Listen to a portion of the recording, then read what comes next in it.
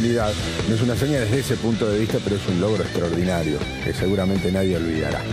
Decíamos más temprano, y se lo preguntaba a Mauro Zeta, que sí se tiene trastornos de sueño y de todo tipo, porque incluso el año pasado Mauro Zeta hizo ese estudio donde hay que dormir todo cableado, que no dormís nada, y te dicen, claro, usted duerme mal. ¿Y cómo no voy a dormir mal si están todos ustedes, señor? Estudio del sueño, me dice. Estudio del sueño. Que en realidad, por lo que me explicaron, nos va a ayudar aquí a colegir si esto es cierto o no. Me dijeron que te lo hacen, no, en serio, para descartar que tu problema del sueño está relacionado con un problema físico. Pero hay otros problemas, no solamente el suyo que no puede dormir. Bueno, por eso viene el doctor Claudio Aysiner. Ahí está. No es tan fácil, el apellido del doctor Aysiner. Porque hay gente que ronca y no sabe que eso no es una cuestión menor, por ejemplo, entre otros trastornos. Y como él es un especialista, se lo vamos a preguntar primero. Gracias por venir, doctor. En este feriado, sobre todo, que hay que dejar todo para venir a darnos una mano. Está muy bien. Bueno, no es un dato menor roncar, ¿no? No, como comentabas, digamos, el ronquido, yo siempre me gusta definirlo como un problema que afecta dos áreas distintas de la vida. Una, la misma persona que ronca, porque en general quien ronca no está durmiendo bien, ¿sí? Padece trastornos respiratorios durante la noche, habitualmente no oxigena bien y habitualmente tiene mala calidad de sueño. Ese es el problema egoísta, individual. El otro problema es el que tiene que dormir al lado, ¿sí? La pareja. La pareja tampoco duerme bien porque lo despierta o la despierta, no solamente roncan los varones, y ocasiona muchas veces desavenencias conyugales, trastornos de pareja, resquemores, peleas, y a veces hay parejas, sobre todo en las generaciones antiguas, que toman como normal el tema de roncar, como que es habitual, como que es calidad de sueño, sí, como que es un buen descanso. Escuchaba cuando era chico, ¿no? ¿Cómo ronca? Claro. Si fuera lo más normal, sí. Exacto, durmió como un tronco, roncó muchísimo, y la realidad es todo lo opuesto. La persona que ronca duerme mal. ¿Y por qué uno ronca? El ronquido se produce básicamente porque lo que se llaman los tejidos blandos de la garganta, es decir, la campanilla, el paladar, las amígdalas, todas esas zonas están formadas habitualmente por músculos. Esos músculos, cuando uno se va a dormir, se relajan, se ponen flojos. Eso es normal, pasa en todas las personas. Ahora, en el roncador habitualmente pasan dos cosas.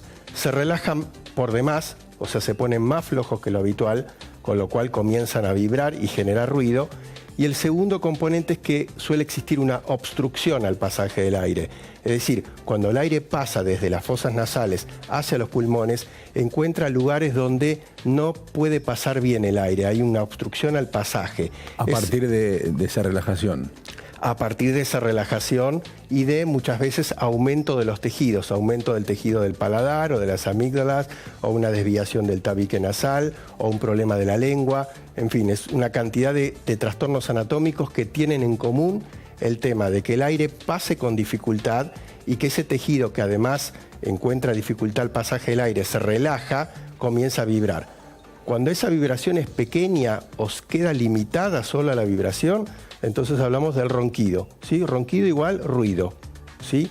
Ahora, cuando esa vibración es importante y la obstrucción aérea es más importante aún, directamente pasa que el aire no pasa, se produce el bloqueo a la entrada de aire.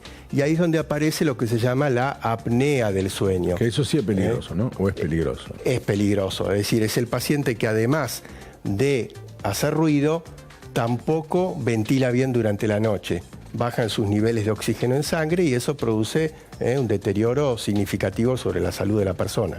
¿Y cómo se da cuenta uno si está entre los grupos de riesgo?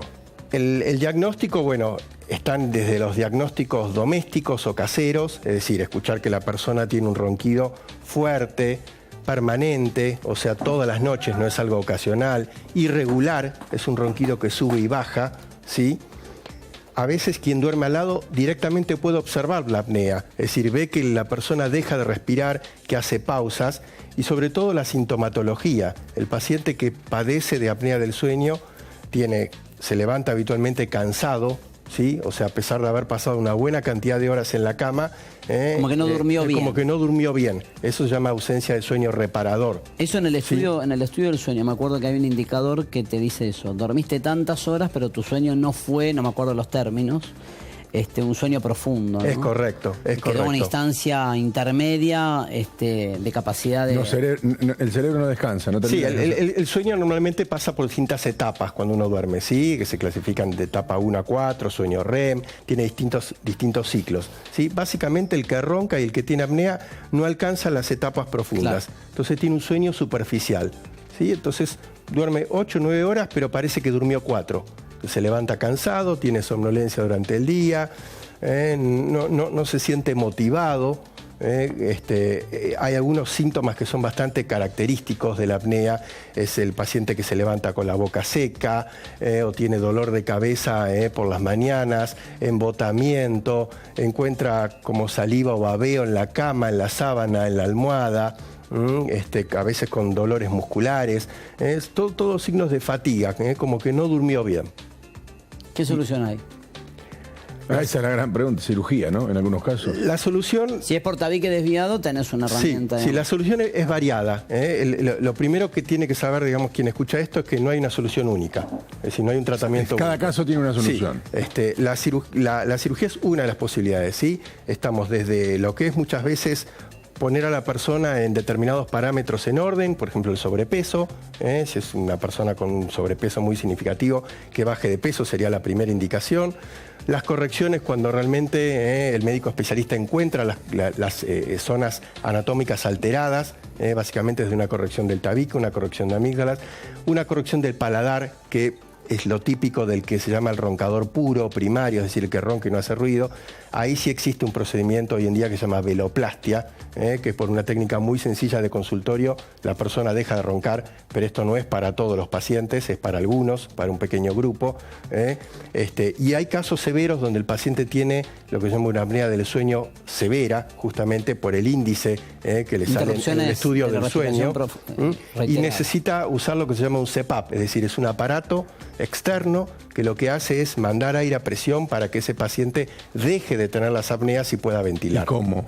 ¿Cómo es ese aparato? El aparato, la sigla CPAP significa presión positiva continua de aire, es decir, es como un compresor. ¿Pero qué es, dormir con una máscara? Exacto. Ah, mirá vos. Sí, pero ya para casos severos. Es para casos severos, exacto. Entonces, bueno, uno trata siempre de evitar que el paciente llegue a esto, y le gustaría que no lo necesite. Pero los pacientes que tienen apnea severa, la realidad es que están poniendo en riesgo su salud. Es decir, que si el que duerme con vos o quien duerma con vos te dice, mira, estás roncando por la noche, si te levantás con la boca seca, si te sentís cansado, puede que tengas uno de estos problemas. Exacto. Mejor consultar al médico. Hay que hacer la consulta y si corresponde un estudio del sueño y tener un diagnóstico correcto. ¿Qué otras cosas se investigaron para aquellos que duermen mal en la vida cotidiana? Por ejemplo, uno puede ser más irascible, rinde menos en el trabajo, tiende a deprimirse. ¿Hay cosas que estén vinculadas al mal sueño? Todas las cosas que mencionás suelen pasar en el que duerme mal, ¿sí? Los cambios de humor es muy típico, la irritabilidad, los cambios en la memoria, sobre todo estamos hablando de personas jóvenes, ¿sí? Que no deberían tener un trastorno asociado al envejecimiento. Entonces tienen trastornos de la memoria, cambios de humor, estados de depresión, ¿sí? Irritabilidad, trastornos sexuales. Es muy común en los varones, sobre todo, existe lo que se llama la erección matinal. ¿Sí? O sea, los varones suelen tener normalmente un aumento del flujo sanguíneo hacia la zona pelviana. Justo antes de despertar. Exactamente. Las personas que tienen apnea, la mayor parte no tienen eso. No tienen esa erección, ¿sí? Y muchas veces sufren de trastornos sexuales asociados al trastorno también del ánimo. Eso es por la falta de oxigenación. Exactamente, por la falta de oxigenación. ¿El deporte ayuda? El deporte ayuda, siempre ayuda el deporte, ¿sí? Pero no va a resolver el tema. No lo va a resolver. O sea, siempre, digamos, recomendamos primero la vida sana, o sea, poner en línea el peso, evitar el consumo de psicofármacos, el consumo de alcohol, el tabaco, son todos factores que se llaman agravantes. Entonces empeoran, obviamente, el problema, pero muchas veces tienen una base ya, y estos por eso se llaman factores agravantes, es decir, empeoran, pero sobre un paciente que ya tenía esa base. Y usted hablaba recién de los psicofármacos. Se habla poco de los psicofármacos, pero mucha gente los utiliza sin receta, los consigue, digamos. Sí, se consiguen por eso, sí. y es a veces un círculo vicioso, porque el paciente duerme mal, por ejemplo, porque tiene un cuadro de apnea. Y encuentra la manera de dormir a través del psicofármaco, y después se hace dependiente del psicofármaco. Y el psicofármaco le produce más relajación muscular y empeora el problema. Y entra en un círculo vicioso negativo. ¿Mucha gente tiene este problema? Sí, a ver, si uno toma las estadísticas generales, en Argentina hubo alguno que otro trabajo en los últimos años, pero son más fuertes por cantidad de población las estadísticas mundiales. Casi un 40% de la población adulta ronca. ¿Sí? Es decir, es un número significativo. De ese 40%, un 5%, que no es un dato menor, tiene apnea del sueño. No es un dato menor. De cada 100 personas, 5 lo tienen. Exacto. O sea que sobre 40 millones de habitantes tenemos un problema. Sí, y esa parte es una consulta creciente, ¿sí? Porque muchas veces era desconocido esto, tanto no solo por la población general, sino por el cuerpo médico, ¿sí? Que tendía a decir un paciente que tenía esto, baje de peso, y ahí terminaba la prescripción o la indicación. ¿Y cómo llegan a su consultorio? ¿Después de haber pasado por otros médicos pensando que tenían otro problema, o algunos se dan cuenta y van al grano? Supongo que deben llegar derivados muchos, ¿no? Muchos llegan derivados por clínicos que justamente están muy bien informados. Claro, que van y le dicen, me siento cansado, me pasa esto, me pasa el otro, y dice, ¿cómo duerme?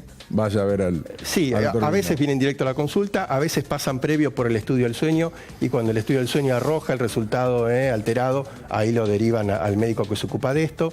La información general, como este programa, gracias a la difusión que se le puede dar al tema, y el uso del día de Internet, donde la gente pone en los buscadores la sintomatología y le dice, usted podría estar padeciendo apnea del sueño. Claro, informa. Informa. A veces desinforma también, ¿no? Sobre todo cuando uno cree que tiene un síntoma. Hay mucha gente que googlea y dice, tengo esto. Sí, el médico, obviamente. Sí. No, hay que ir al médico. Hay que ir al médico. Es un arma de doble filo. Exacto. Pero bueno, sí. A veces guía. A veces guía como para imaginarse que uno tiene. ¿Y cuál es lo más frecuente cuando llegan a su consultorio? ¿Cuál es la pregunta más frecuente de aquel que ronca? Yo dividiría en dos poblaciones. El que viene básicamente por el ronquido, tenga o no tenga apnea, pero digamos la motivación para venir a la consulta es el ronquido. Muchas veces viene la pareja, vienen acompañados, la mayor parte de las veces son varones, y entonces o la mujer trae al varón a la consulta o el varón viene... ¿Hay más hombres que mujeres? ¿Es un problema más masculino que femenino? Si uno toma la población hasta la edad de la menopausia de la mujer, 70% son varones, 30% son mujeres. Si uno toma posmenopausia, comienzan lentamente a igualarse. Pero los pacientes, o viene la pareja o viene directamente el varón y dice, necesito resolver el tema porque me están echando de casa. ¿Sí? Me echan de la cama. No tengo ganas de que muchos ya pasaron a la etapa de dormir, los que tienen la posibilidad de tener una habitación extra, de dormir en otro cuarto. De dormir en otro cuarto. ¿Que vos dormís en otro cuarto? Sí, confieso. Yo le voy a decir una cosa, eso es una mentira. No, usted no ronca, yo lo conozco hace mucho. Usted se hace el que ronca. En otro cuarto fuera de casa. No. Mira, voy a hacer una cosa, me voy a alquilar un departamento. Otra cama al lado, pero por comodidad, ni siquiera por los ronquidos. O sea, sería más o menos así, mira, te molesta el ronquido, me voy a alquilar un departamento acá a 15 cuadras. En la costa. Claro. Y hay veces que es tan fuerte que se escucha incluso de 2 o 3 habitaciones. Es verdad, separadas. eso es cierto. 2 o 3 pisos. Es un tema. En el estudio que me hicieron, que yo decía, corríjame si me equivoco, se lo hace a uno para descartar que sean cuestiones físicas. Me acuerdo que se analizaba si podía ser consecuencia de la presión arterial. En mi caso era la tardanza para dormir. O sea, desde que me acuesto, cuánto tardo en conciliar el sueño. Eso es lo que demostró el estudio. Que tardaba más o menos 1 hora 50 minutos desde que me acostaba hasta empezar a dormir. Y me acuerdo que se analizaba todo eso. Si había algún tipo de alteración física, presión arterial, cuestiones del corazón, que tuvieran directa implicancia en por qué uno tarda en dormirse. ¿Es correcto que el estudio analiza todo eso? Sí, el estudio es muy amplio, en general muy abarcativo, hay distintos niveles de estudios, pero entre otras cosas analiza esto, en algunos casos no pasa por el ronquido, sino por un cuadro de insomnio. ¿Sí? Entonces, bueno, si bien es un trastorno del sueño, pero es otro tipo de trastorno, pero básicamente sí se estudian todos los parámetros, que es lo que pasa, es un poco la fotografía del sueño, ¿sí? Que es lo que pasa. Por ejemplo, la hipertensión es una patología estrictamente asociada a la apnea del sueño. Claro. Es decir, los pacientes que tienen apnea del sueño, la mayor parte son hipertensos. Y muchas veces llegan justamente, ahí viene un caso de derivación, los cardiólogos mandan a hacer lo que se llama el Holter de presión, es decir, colocar un aparatito para medir la presión arterial del paciente. Las 24 horas. Y el paciente que tiene apnea del sueño, lo típico es que la presión no baja durante la noche. Lo he usado, doctor. Lo he usado. En el descanso normalmente desciende la presión arterial y en quien tiene apnea no desciende. Fíjese que aquí tengo una pregunta que me hace en Twitter Mario y dice, tengo una duda, me dicen que habla dormido, que él habla dormido. ¿Tiene algo que ver con este problema o es otro problema? Eso se llaman parasomnias y son otros trastornos asociados, lo mismo que el sonambulismo o los que patean. Pero no tiene relación con esto de no haber llegado al estado del sueño por un problema respiratorio. No. A ver, puede empeorar en el paciente que tiene apnea, pero no tiene, son dos cuadros separados. Bueno, le decimos a Mario, tenga cuidado de lo que dice. Sé que no lo puede controlar, trate de mentalizarse antes. Digo, porque lo escuchan. Hablaba solo, ¿viste? Cuando te dicen hablaba solo, ¿y de qué decía? No sé qué decías, y se puede malinterpretar. Doctor, gracias por haber venido. Por favor, gracias a ustedes. Hacemos una pausa de 2 minutos, ¿le parece, Zeta?